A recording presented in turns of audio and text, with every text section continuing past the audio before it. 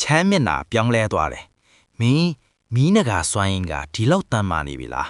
သူဓားကိုနှစ်လက်နဲ့ကင်ပြီးအရှိန်နဲ့ခုန်ဝင်လာတယ်ဓားလေးဘက်တိုင်းသွေးမြစ်ရေကလှိုင်းထနေတယ်လို့ဖြစ်လာတယ်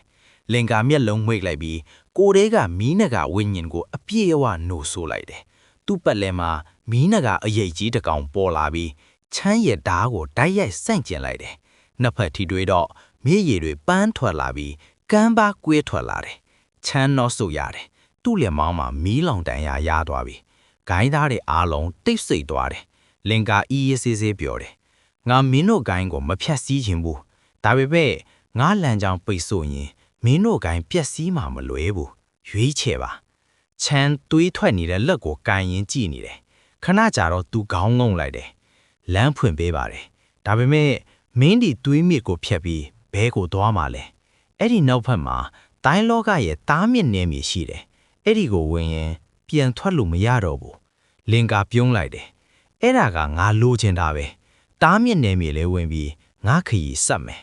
မင်းတို့ဂိုင်းကငါ့ကိုမတားနိုင်ရင်တခြားဘသူမှမတားနိုင်တော့ဘူးပြီးတော့သူမြစ်ကိုဖြတ်ပြီးရှေ့ကိုဆက်လျှောက်သွားတယ်နောက်ွယ်မှာသွေးနဂါကိုင်းလူလေတိတ်ဆိတ်စွာကြည့်နေကြတယ်ခရီးတဲ့ရဲ့ခရီးအခုအမှန်တကယ်အန်တရဲ့အဆင့်သေးရောက်လာပြီ